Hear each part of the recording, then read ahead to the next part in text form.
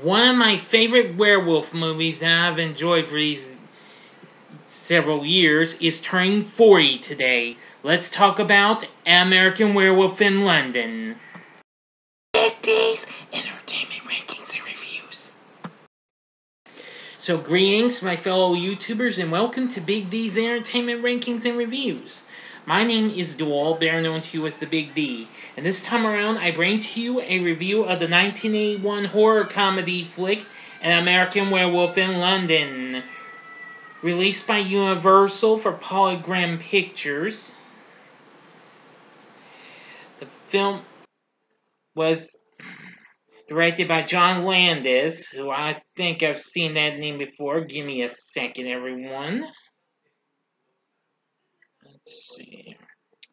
Oh, yes, who's directed several movies, including the Kentucky Fried Movie, National Lampoon's Animal House, and recently, a year before this, The Blues Brothers. He'd also go on to direct Trading Places, Three Amigos, and Coming to America, even. He even directed the music videos for Michael Jackson's Thriller and Black or White as well.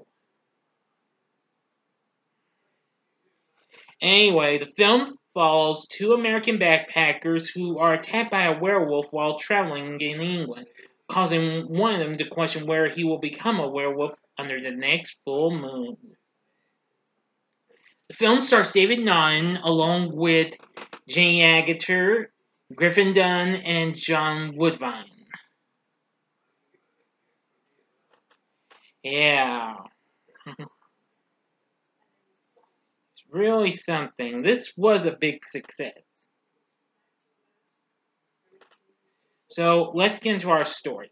Two American backpackers from New York City, David Kessler and Jack Goodman, are trekking across the moors in Yorkshire, excuse me. God, that's how you pronounce it. As night falls, they stop at a local pub called the Slaughtered Lamb. Jack notices a 5-pointed star on the wall, but when he asks about it, the pub goers become hostile. The pair decide to leave, and the pub goers warn them to keep to the road, stay clear of the moors, and beware of the full moon. But David and Jack end up wandering off the road onto the moors, and are attacked by a vicious creature. Jack is mauled to death, and David is injured. The beast is shot and killed by some of the local pub goers, who came out searching for the boys. Instead of a dead animal, David sees the corpse of a naked naked man lying next to him before passing out. David wakes up 3 weeks later in a hospital in London. He is interviewed by Police Inspector Villiers, who tells him that he and Jack were attacked by an escaped lunatic. But David insists they were attacked by some sort of rabid dog or wolf. An undead Jack appears to David and explains the beast that attacked them was a werewolf and reveals that David is now one.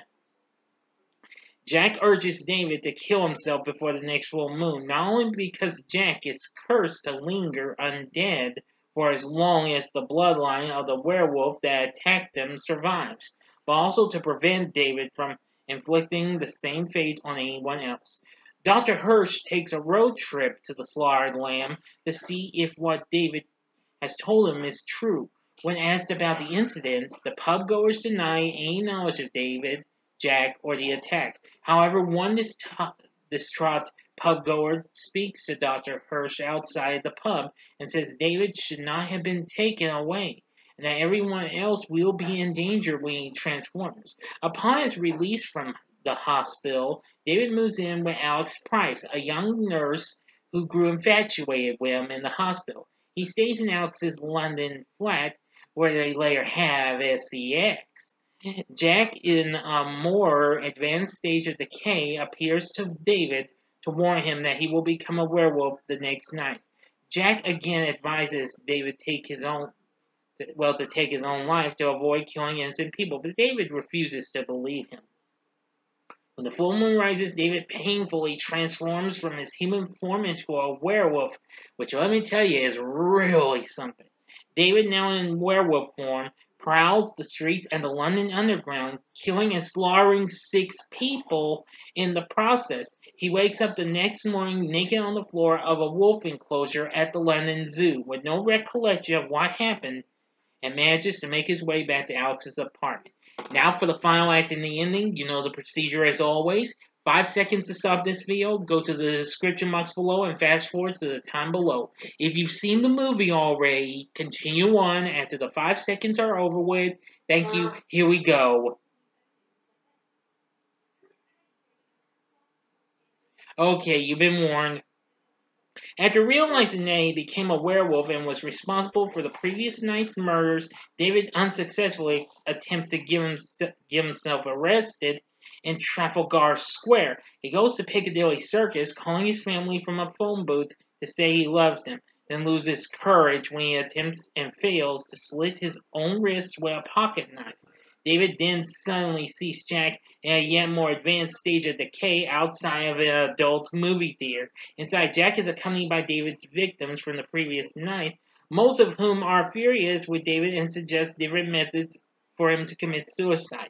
David transforms again to a werewolf inside the movie theater. He decapitates Inspector Villiers and wreaks havoc in the streets, causing the deaths of many drivers and bystanders. He is ultimately trapped and surrounded in an alleyway by the police. Alex runs down the alley in an attempt to calm David by telling him that she loves him. Although David's consciousness appears to recognize her for a brief moment, he lunges forward and is shot by the police. Yep. Alex cries while staring at David, reverted to human form, lying dead and naked on the ground. End of story. So, what did I think of An American Werewolf in London? Well, I must say, since I've seen it a few times, including last month, I have to say this is really something. I gotta give this film credit. I like the performances from our cast, which David Naughton plays David, and Jane Agutter, who would later go on to play Mrs. Simpson in Child's Play 2, and have brief, small, uncredited appearance in Darkman, and also in several other things. More recently on the British medical drama called A Midwife, she plays Alex. Griffin Dunne as John, really good. John Woodvine as Dr. Hirsch. Don McKillop as Inspector Villiers. Yeah, we also have some other characters. Heck, even Frank Oz. Yes, you heard me correctly. One of the actual original Muppet Betrayers is actually in this too. Anyway, since its release, this film has become a cult classic, and it was a big success, winning the Saturn Award for Best Horror Film and the first ever Academy Award for Best Makeup. Anyway, the film went on to make $62 million, and that's really awesome. It has been released on physical media numerous times by, well, MCA and then Vestron and Live Entertainment and, well, others until Universal got it again, and then more recently Arrow Video released it. Yes, so, but anyway, this also has some pretty good classic songs on here. You get to hear Blue Moon, Bad Moon Rising. Oh, the list goes on. But anyway, I also think the direction from John Landis is really good. Of course, he also wrote the story for this. Now, of course, I've got to give this guy credit. He did a real good job. I definitely got to review those other flicks I mentioned, like the Blues Brothers and oh yeah, I almost forgot the others. Animal House, and I definitely got to review the Kentucky Fried Movie. I don't think anybody's ever reviewed that movie. I haven't seem to recall finding any reviews of that on YouTube. I may be wrong though. But anyway, it's got a good story. It's fun, what have you. But even so, I like how it is a horror and a comedy flick. So that's really something. So with a good cast, a good story, great music, which included a score from Elmer Bernstein, who also did some I think, did some pretty good scores, if I'm not mistaken. Oh yes, he also did the score for Animal House as well. And heck, even as well as Ghostbusters, Airplane, and even Wild Wild West. But anyway, with all that said, would I recommend An American Werewolf in London? The answer is hell yeah. This is a film you definitely gotta see.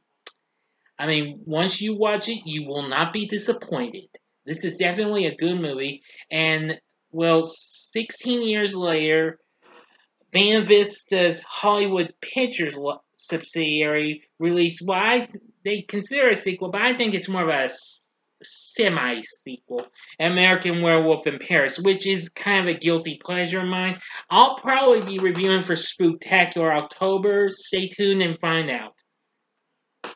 Anyway, that'll do it. And what are your thoughts on American Werewolf in London? Is it your favorite werewolf film? I'm sure you like other werewolf films that came out after this, like The Howling, or let's see, oh yeah, or Stephen King's Silver Bullet, or Ginger Snaps, which I need to see that one. I gotta see The Howling if I ever find those. Well, I found Ginger Snaps on streaming service, so I'll check that out. Not sure about The Howling, though. If I can find it for a reasonable price, I'll check it out.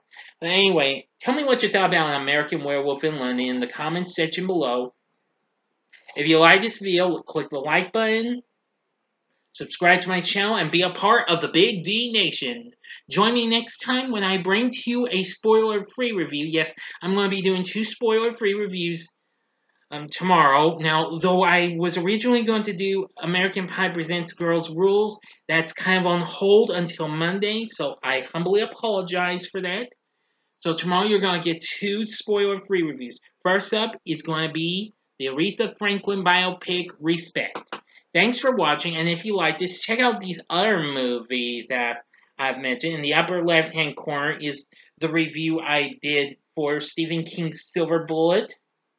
Or go to the upper right-hand corner for another, one of the movies I just mentioned that Jane Actor appeared in, but she was uncredited, in the form of Darkman. Or, if you would like some more horror comedy, go to the bottom left-hand corner and see my review for what is more a comedy than a horror flick in the form of Idle Hands. And the bottom right-hand corner is the button you can click to subscribe. If you like rankings and reviews on movies, TV, music, video games, etc., then I'm your guy. Thanks for watching. Until next time, I'm the Big D saying, see ya.